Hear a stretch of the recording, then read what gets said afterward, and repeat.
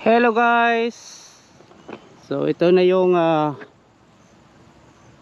ending dito sa North York Bike Trail.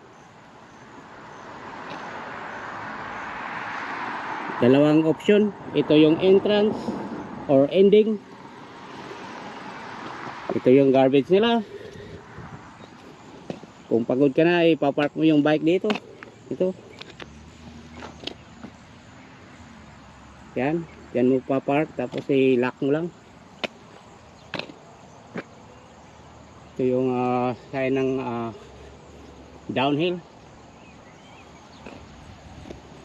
So dito guys, yung ending ng North York Bike Trail. So galing tayo dyan. Doon tayo